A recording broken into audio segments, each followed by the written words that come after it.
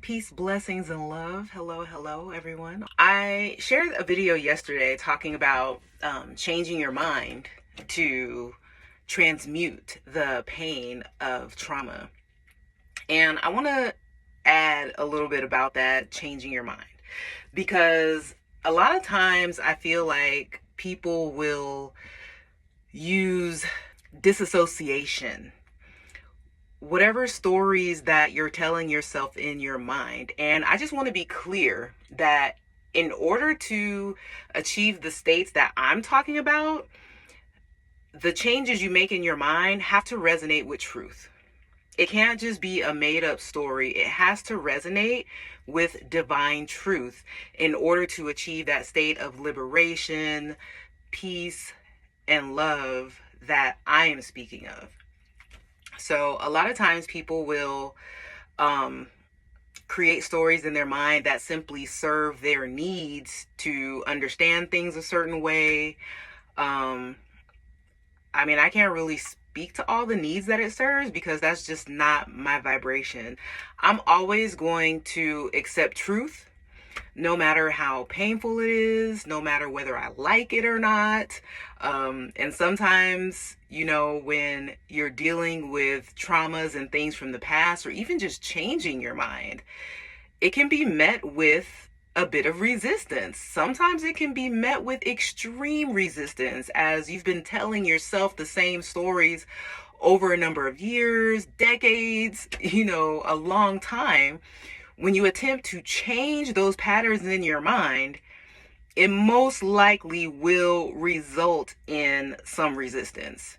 Like I said, even though I've been on this journey for a number of years now, like over 20 years, even now, I still have some old patterns and ways of thinking, but in my practice and experience with changing my mind, I'm able to do like a real time in the moment realignment, where previously it may have taken some time, a whole meditation in order for me to realize where I even went wrong, and then sit with that for a moment and then figure out how to get it right, and then put into practice actually doing the work of operating in truth and righteousness. I guess that's part of the healing process. That's the time that it takes. But once you gain some experience, you may be able to move through that time frame a little more rapidly, maybe even instantaneously. And then I guess what they would call like true enlightenment, you'll be able to walk that walk consistently all day, every day. Then you'll be there. You might not even be walking, you might be floating. I just want to be clear about that. If you're sitting with trauma and you're trying to heal from trauma, my advice to you would be that it's going to require the acceptance of truth in your life and for yourself. And most of the time, we know what truth is. Even if you don't know it in your mind, your cells, every cell of your body knows what truth is. And when you speak things to yourself, whether externally or internally, your cells vibrate with the resonance of whatever you're feeding it. And your cells know whether it's true or not. So while you may be able to inform your cells and create a certain experience in your life, there's only one experience that resonates with divine truth. Maybe you've been blinding yourself for so long, it's difficult to do by yourself. So there's a number of, tools available to help you discern exactly what truth is. There's one called a muscle test, where it's like you can say a phrase and then test your muscles. If your muscles give way, it's not true. If your muscles remain solid and you're not able to be moved in that, then you know that that statement was the truth. So you can work with someone. Like for me, I know I'm hard-headed. It may have taken me some time in my life because I may have believed I was right for a number of years. I may have convinced myself I was right about something for a number of years.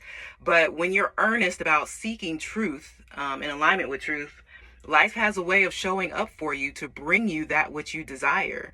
So if you're truly seeking truth and you can't get there on your own, life will generally send you all of the support that you need to help you begin to see that truth, for yourself. and maybe, hopefully adopt those truths for yourself so that you can have that experience of living in alignment with divine truth. And I believe that's a lot of the healing that people are seeking. A lot of people try a lot of different therapy, all these different things people are doing because they're not feeling content within themselves, within their life, constantly seeking something.